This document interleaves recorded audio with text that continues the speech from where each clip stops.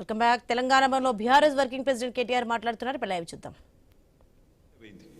తర్వాత ఇంకొక టెండర్ పిలిచిండ్రు మేలో, అది కూడా లెస్లోనే పోయింది. Godavari Khani RGOC1 RGOCP3 mine, ఈ రెండు కూడా ఇంకా అప్పటికి దిక్కుమాలిన దంద మొదలు కాలే. ఆడికెళ్ళి మొదలైంది కథ. ఎప్పుడు 24కి వెళ్ళి 24 జూన్కి వెళ్ళి మొదలైంది. ఫస్ట్ టెండర్ ఎప్పుడు స్టార్ట్ అయిందంటే విక్రమ్ రెడ్డి అన్నట్టు ఆయన కాంట్రాక్టరు, తర్వాత సృజన్ రెడ్డి, దీక్షిత్ రావు, జి వెంకటేశ్వర్ రెడ్డి, తర్వాత CH సుశాంత్, సుధీర్ హీరాలాల్ ధోలు, వీళ్ళందరూ కలిసి రింగ్ అయ్యి మొత్తానికి ఇప్పటికీ 7 టెండర్లు అన్నీ కూడా ఎక్సెస్ బేసిస్లో ఇదే సైట్ విజిట్ సర్టిఫికేషన్ అనే అడ్డమైన నిబంధన పట్టుకొని, అంటే కాంట్రాక్టర్ సైట్కు రావాలి, వస్తేనే సింగరేణి సర్టిఫికేట్ ఇస్తుంది. తప్పన కాంట్రాక్టర్ నేను బిడ్ వేస్తా అంటే సర్టిఫికేట్ ఇయ్యేది. సృజన్ రెడ్డి ఫోన్కు ఆయన బెదిరింపులకు లొంగకపోతే వినకుండా ఎక్సెస్ ఇప్పటికీ గతంలో -10 -22లో పోయిన టెండర్లు ఇవాళ డైరెక్ట్గా సృజన్ రెడ్డి కంపెనీకి 207 కోట్ల కాంట్రాక్టు +12%కి వచ్చింది. శోధా కన్స్ట్రక్షన్స్ అనే కంపెనీ సృజన్ రెడ్డిది, అలా భార్య పేరు ఉంటుంది అందులో. ఇది వాస్తవమా కాదా దయచేసి మీరు తెలుసుకోండి, కాపీ కూడా మీ అందరికి ఇస్తాను, మీరు కూడా తెలుసుకోవచ్చు. అట్లాగే వీళ్ళందరూ ఇప్పుడు GVR, CH సుశాంత్, దీక్షిత్, అంతా ఒక రింగు ముఠా. ఇది ఈ ముఠాకి నాయకుడు సృజన్ రెడ్డి, రేవంత్ రెడ్డి బావమర్ది, వీళ్ళందరూ కలిసి వేసిన రింగు టెండర్లు. ఇది నిన్న హరీష్ రావు గారు బయట పెట్టిండ్రు. ఏమన్నాడు హరీష్ రావు గారు నిన్న? 9 ఒక్కటే రద్దు చేస్తే సరిపోదు బట్టి గారు, మరి నీకు తెలియకుండా జరుగుతున్నాయి ఇవన్నీ, ఇవి కూడా రద్దు చేస్తావా లేదా అన్నాడు. దాంతోనే ఏంది ప్రభుత్వం లిక్కిపడ్డది. ఓహో మా దొంగతనం బయటపడుతుంది కాబట్టి ఏం చేయాలి, హరీష్ రావుకు నోటీసు. నేను సాయంత్రం నోటీసు, పొద్దున ఎంక్వైరీ. ఇది మొదటిసారి కాదు, 1000 కోట్లకు పైగా సివిల్ సప్లై స్కామ్ జరిగిందని బయట పెట్టంగానే అప్పుడు ఇట్లనే డైవర్షన్. మూసీ 1.5 కోట్ల కుంభకోణం బయట పెట్టంగానే అప్పుడు ఇట్లే డైవర్షన్.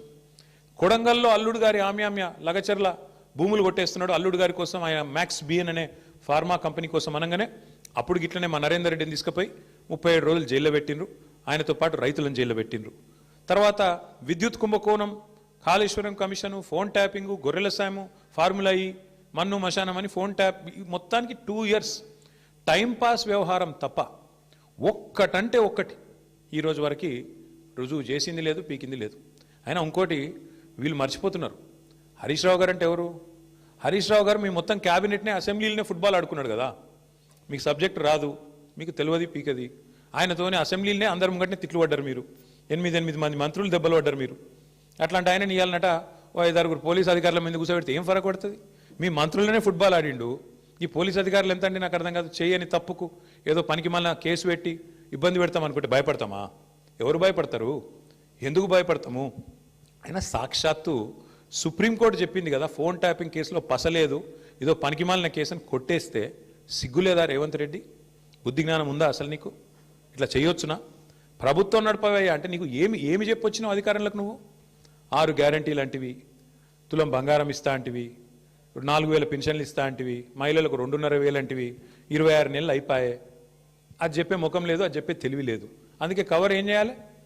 ఇట్లనే మీడియాని మేనేజ్ చేసుకోవాలి, మీడియా వాళ్ళు ఇళ్ళకు న్యూ ఇయర్స్కు కాలు మొక్కాలి, వాళ్ళను ప్రసన్నం చేసుకోవాలి, అడ్డమైన రాతలు వాళ్ళతో రాయించుకోవాలి. ఇది నీ చిల్లర బుద్ధి, ఇది నీ లేకి బుద్ధి, ఇది రేవంత్ రెడ్డి యొక్క చిల్లర వ్యవహారం. వీళ్ళకు రాజ్యాంగం మీదనే కాదు, స్పీకర్ గారిని చూసినాం మనం, రాజ్యాంగం మీదనే కాదు వీళ్ళకు సుప్రీంకోర్టు మీద కూడా గౌరవం లేదు సన్నాసులకు. ఇది వాస్తవం. అందుకే ఇవాళ సుప్రీంకోర్టు ఫోన్ ట్యాపింగ్ జరగలేదురా అని చెప్తే కొట్టేస్తే హరీష్ రావు గారి మీద కేసు, అయినా నోటీసులు ఇచ్చినారంటే వీళ్ళకి ఎంత తెలివి ఉంది, వీళ్ళు ఎంత తెలివైన వాళ్ళు దీంతోనే చెప్పొచ్చు. ఇంకొక మాట కూడా నేను చెప్తా ఉన్నా ఇవాళ రేవంత్ రెడ్డికి, ఇంకో 1000 సీట్లు వేసుకో, ఏం చేసుకుంటావో చేసుకో, మా నాయకులందరికీ నోటీసులు ఇచ్చుకో, ఏమన్నా చేసుకో, భయపడం. బీఆర్ఎస్ తెలంగాణ ప్రజల గుండె చప్పుడు, తెలంగాణ ప్రజల గొంతు బీఆర్ఎస్, తెలంగాణ ప్రజల బలం, గలం, తెలంగాణ దళం, కేసీఆర్ బృందం బీఆర్ఎస్. మేము ఎవ్వరికి భయపడం, బరాబర్ కొట్లాడతాం. నీ కాంగ్రెస్ పార్టీని, నీ ప్రభుత్వాన్ని అంతు చూసేదాకా ప్రజల తరపున నిలదీస్తూనే ఉంటాం.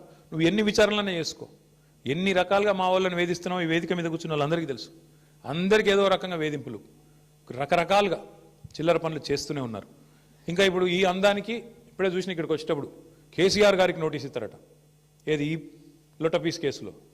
ఇచ్చుకో, ఏం చేసుకుంటావో చేసుకో, ఏం భయపడం.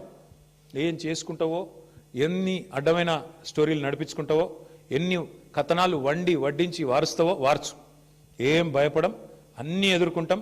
దేశంలో ఇంకా న్యాయం ధర్మం ఉంది, న్యాయస్థానాలు ఉన్నాయి, వాటి మీద మాకు గౌరవం ఉంది. తప్పకుండా నీలాంటి దుర్మార్గులతో ఎట్లా కొట్లాడాలో అట్లా కొట్లాడతాం. కానీ ఇక్కడ ఈ మొత్తం కేసులో ప్రధాన దోషి ఇవాళ ముఖ్యమంత్రి బావమరిది.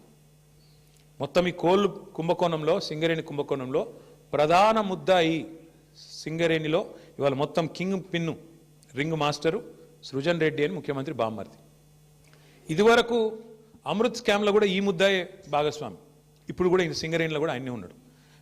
నేను సూటిగా కిషన్ రెడ్డి గారిని, భారతీయ జనతా పార్టీని అడుగుతా ఉన్నా, మీకు నిజంగానే ఈ పాపంలో, ఈ దొంగతనంలో మీకు వాటా లేకపోతే, ఈ దొంగతనంలో మీరు భాగస్వాములు కాకపోతే మీరెందుకు స్పందిస్తలేరు? సింగరేణి అంటేనే ప్రభుత్వ రంగ సంస్థ. 51% రాష్ట్ర ప్రభుత్వానిది, 49% కేంద్ర ప్రభుత్వానికి వాటా. మరి మీకు ఇలా వాటా లేదా? మీరు ఏ రకంగా ఇట్లా ఓపెన్గా మొత్తం భారతదేశంలో ఎక్కడన్నా ఎక్సెస్ టెండర్లు అవుతున్నాయండి? కోల్ బ్లాక్స్లో ఎక్కడన్నా, కోల్ ఇండియా ఆధ్వర్యంలో జరుగుతున్న ఎక్కడన్నా టెండర్లలో 7%, 12% ఎక్సెస్ పోతున్నాయా? మరి ఎక్కడ లేని సింగరేణిలో పోతున్నాయంటే, ఎక్కడ లేని సర్టిఫికేట్, విజిట్ సైటేషన్ సర్టిఫికేట్ అనేది సింగరేణిలో పెట్టిరంటే, ఇవన్నీ చూస్తూ కూడా coal minister, central cabinet minister Kishan Reddy గారు నిర్లిప్తంగా ఉన్నారు, మౌనంగా ఉన్నారంటే ఏమనుకోవాలి మేము? ఈయనకు కూడా ఇందులో వాటాలు ముడుతున్నాయనా, ఇద్దరు కలిసి పంచుకుంటున్నారనా, ఏమనుకోవాలి? అందుకే మేము డిమాండ్ చేస్తూ ఉన్నాం, సిట్టింగ్ సుప్రీంకోర్టు జడ్జితో కానీ, సిట్టింగ్ హైకోర్టు జడ్జితో కానీ వెంటనే ఒక కమిషన్ వేయండి, విచారణకు ఆదేశించండి అని చెప్పి coal minister, cabinet minister Kishan Reddy గారిని మేము డిమాండ్ చేస్తూ ఉన్నాం. మీరు కేంద్ర ప్రభుత్వంలో ఉన్నారు కాబట్టి మీరు రాయొచ్చు డైరెక్ట్గా లెటర్, మీరు రాయండి, సుప్రీంకోర్టుకు రాయండి, సీజేకి రాసి ఇట్లా కుంభకోణం జరిగింది సింగరేణిలో, అక్కడ సెంట్రల్ గవర్నమెంట్ వాటా 49% ఉన్నది, ఇలా సింగరేణిని ఇష్టం వచ్చినట్టుగా దుర్మార్గంగా కొంతమంది చెరబట్టినారు, వెంటనే ఇందులో లోతుపాతులు చూడాలని చెప్పి ఈ సైటేషన్ సర్టిఫికేట్ ఎందుకు పెట్టినారు, ఇదివరకు మైనస్లో పోయిన టెండర్లు ప్లస్లకు ఎందుకు వచ్చినాయి, అలా సడన్గా ఇదివరకు అడ్రస్ లేని సృజన్ రెడ్డికి కాంట్రాక్ట్లు ఎట్లు వస్తున్నాయి, ఇవన్నీ బయటపడాలంటే, దొంగలు దొరకాలంటే సిట్టింగ్ జడ్జితో, సుప్రీంకోర్టు సిట్టింగ్ జడ్జితో న్యాయ విచారణ జరగాలి అని మేము డిమాండ్ చేస్తూ ఉన్నాం మా పార్టీ తరఫున. అట్లాగే ఇవాళ రాష్ట్రంలో పరిస్థితులు నాకంటే బాగా మీకు తెలుసు. ఏ ఒక్క వర్గం కూడా పేపర్ తీస్తే ఏ ఒక్క వర్గం కూడా సంతోషంగా లేదు. ఎక్కడ వాళ్ళు అక్కడ రైతులు రైతు బంధు కోసం ఎదురు చూస్తూ ఉన్నారు. సంక్రాంతి పోయింది, నాట్లేసే టైం అయిపోయింది, ఇవాళ ఎన్నికలు లేవు కదా పంచాయతీలలో, అందుకే రైతు బంధు లేదు.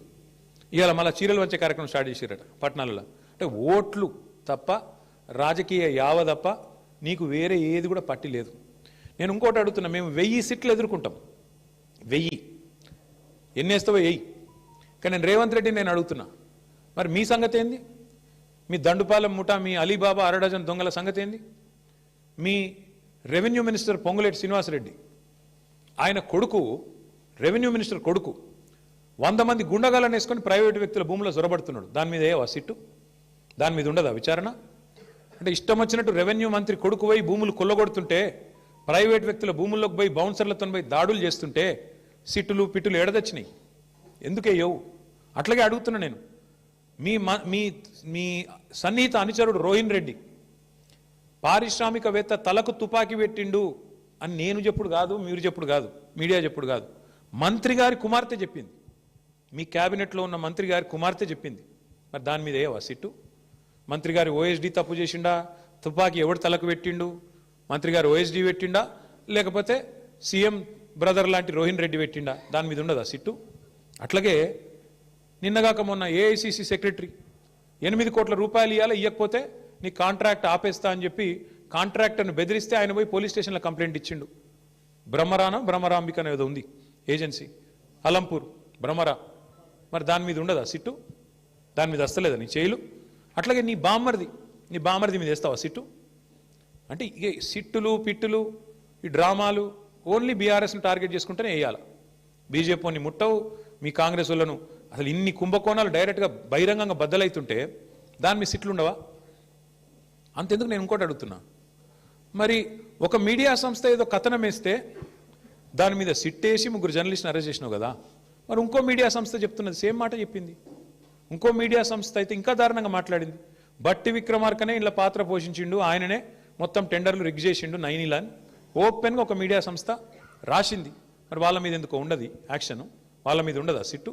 అంటే పగబడితే కూడా ఓన్లీ తెలంగాణ జర్నలిస్టులను పగబట్టాలా, ఓ ఇద్దరు బీసీ బిడ్డలు, ఒక ఎస్సీ బిడ్డ, ముగ్గురు జర్నలిస్టులు, వాళ్ళని మాత్రం లోపలేయాలా. యాజమాన్యాలను ముట్టవు, నీకు ఆ ధైర్యం లేదు. వాళ్ళని మాత్రం ఎవరైతే అసలు దొంగలు ఉన్నారో వాళ్ళని ముట్టుకునే ధైర్యం లేదు నీకు. ఇవన్నీ ప్రజలు చూస్తలేరు అనుకుంటున్నావా? నేను ఒకటే అంటా ఉన్నా, నువ్వు ఏమన్నా చేసుకో రేవంత్ రెడ్డి, ఒకటి మాత్రం పక్కా, నిన్ను మాత్రం వదిలిపెట్టం. ఇవాళ నేను అధికారులకు కూడా చెప్తా ఉన్నా, ఈ ఫోన్ ట్యాపింగ్లు, వీటి మీద జరుగుతున్న ధారావాహికంగా జరుగుతున్న డ్రామాలు, ఇందులో భాగస్వాములు అయితే అధికారులకు కూడా నేను చెప్తా ఉన్నా, ప్రతిరోజు ఒక్కరిదే ఉండదు. ఇంకో 2-2.5 ఏళ్లలో మళ్ళీ మా ప్రభుత్వం తప్పకుండా వస్తుంది. మీకు తెలుసు, అది ప్రజల మూడు మీకు తెలుసు. మన గ్రామ పంచాయతీ ఎన్నికల్లో చూసినారు, మీకు తెలుసు. ఇవాళ ఎన్నికలు పెడితే రాష్ట్రంలో ఏం ఫలితం వస్తుందో కూడా అధికారులకు తెలుసు. నేను వారికి చెప్తా ఉన్నా, మేమెన్నడూ గత 10 ఏళ్లలో ఇట్లా అధికారాన్ని దుర్వినియోగం చేయలేదు, ఎక్కడా చేయలేదు. ముఖ్యంగా పోలీస్ వ్యవస్థను ఇంత అడ్డంగా దుర్వినియోగం చేసి ఏదైతే ఇవాళ నాటకాలు ఆడుతున్నారో వాళ్ళందరికీ నేను ఒకటే చెప్తా ఉన్నా, మీరు బలవుతారు, మధ్యలో మీరు బలవుతారు. రేవంత్ రెడ్డి రాజకీయ క్రీడలో మీరు బలవుతారు.